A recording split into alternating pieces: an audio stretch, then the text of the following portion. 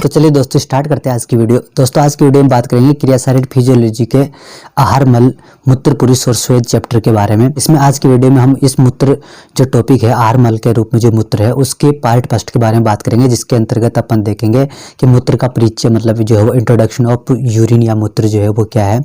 उसके बाद से देखेंगे कि आयुर्वेद के अकॉर्डिंग और मॉडर्न के अकॉर्डिंग जो है मूत्र की उत्पत्ति किस तरह से होती है। दोस्तों इससे पहले वाली वीडियो में हमने ओज जो चैप्टर है उसके पार्ट सेकंड के बारे में बात करी थी और उस चैप्टर को जो हमने खत्म कर दिया था। आज की वीडियो में जो हमारा टॉपिक है वो है आहार मल के अंतर्गत मूत्र, जिसके पार्ट फर्स्ट के बारे में आज इस वीडियो में बात करेंगे। दोस्तों सबसे पहले अगर मूत्र के बारे में बात करें तो आयुर्वेद शास्त्र में मूत्र को भी आहार मल के अंतर्गत ही रखा गया है।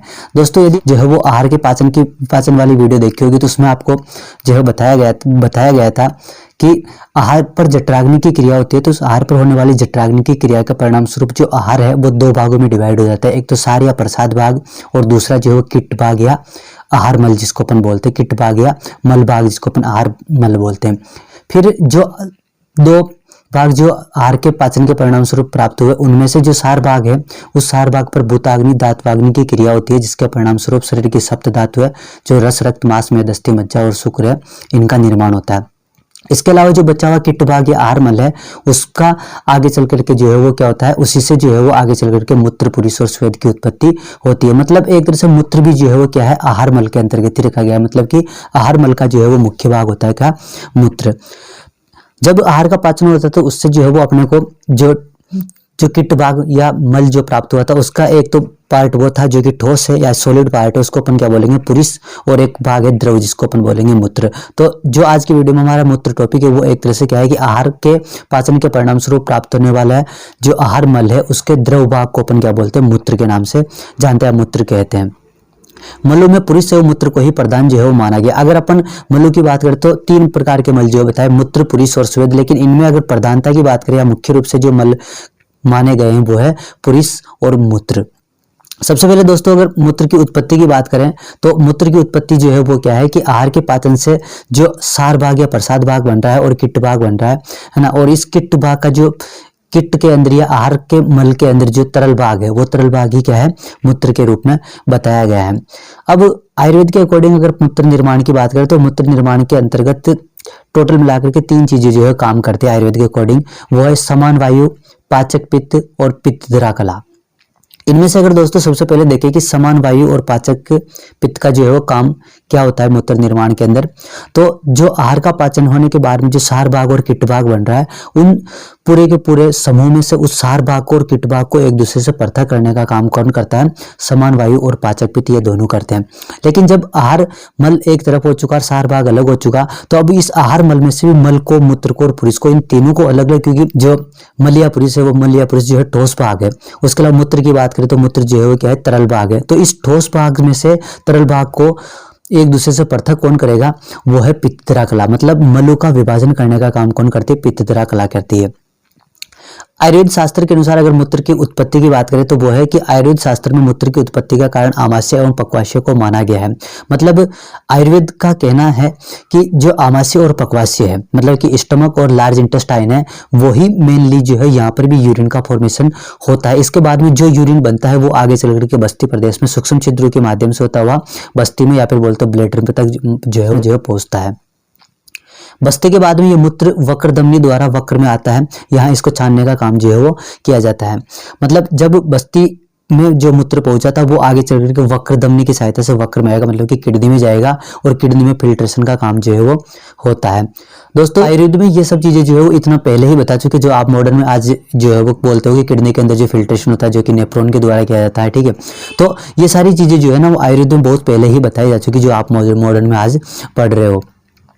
मूत्र का छनन होने के बाद में इसमें उपस्थित कुछ उपयोगी पदार्थों को वापस शरीर में पहुंचा दिया जाता है तथा दूसरे भाग को मूत्र द्वार से होते हुए बाहर विसर्जित कर दिया जाता है। अब जब फिल्ट्रेशन होगा तो फिल्ट्रेशन से जो भी यूजफुल सब्सटेंस होंगे उनको तो वापस बॉडी में जो है वो भेज दिया जाएगा, लेकिन जो अनवांटेड पदार्थ है जिसके अंदर मूत्र को रखा गया है वो जो है जो बॉडी से जो है थ्रो आउट कर दिया जाएगा, बाहर भेज दिया जाएगा। ये जो है विधि थी किसके अनुसार, आयुर्वेद के अनुसार जो है मूत्र के निर्माण की विधि। सेकंड देखते हैं कि आधुनिक चिकित्सा विज्ञान मतलब कि मॉडर्न के अकॉर्डिंग अगर अपन मूत्र निर्माण की बात करें तो एब्डोमिनल आयोटा जो है उस एब्डोमिनल आयोटा की दो ब्रांच होती है जिसको अपन बोलते हैं लेफ्ट रीनल आर्टरीज और right renal arteries. Left renal arteries जो है वो आगे चल करके अपनी ही साइड की लेफ्ट किडनी में ओपन होती है और राइट रीनल आर्टरी जो है वो भी अपनी साइड की जो है वो राइट किडनी में ओपन होती है। उसके बाद में जो लेफ्ट किडनी और राइट किडनी इनमें से जो है वो अपनी अपनी लेफ्ट एफरेंट आर्टरीज और राइट एफरेंट आर्टरीज जो है वो निकलती है और वही आगे चल करके जो राइट ग्लोमेरुलस कैपिलरीज और लेफ्ट ग्लोमेरुलो कैपिलरीज बनती है। जो कैपिलरीज है जिसके अंदर अपन बोल रहे दो बताए मैंने आपको कि ग्लोमेरुलो राइट ग्लोमेरुलस कैपिलरीज और लेफ्ट ग्लोमेरुलस कैपिलरीज।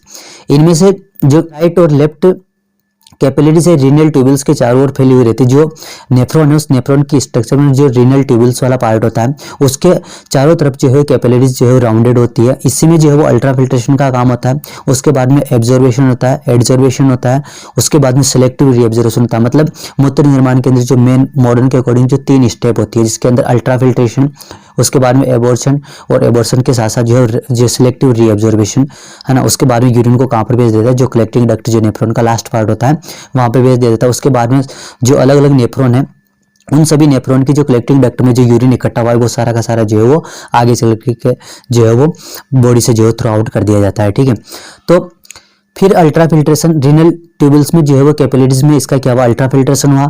उसके बाद में जिसका ऑब्जर्वेशन एडजॉर्बेशन, उसके बाद में सिलेक्टिव रीअब्जॉर्बेशन हुआ। सिलेक्टिव रीअब्जॉर्बेशन के बाद में जो भी यूरिन है या मूत्र है उसको कलेक्टिंग डक्ट से होता हुआ वक्र से जो है बाहर निकाल जाता है और फिर इसे मूत्र मार्ग से होते हुए जो मूत्र द्वार की हेल्प से बाहर कर दिया जाता है।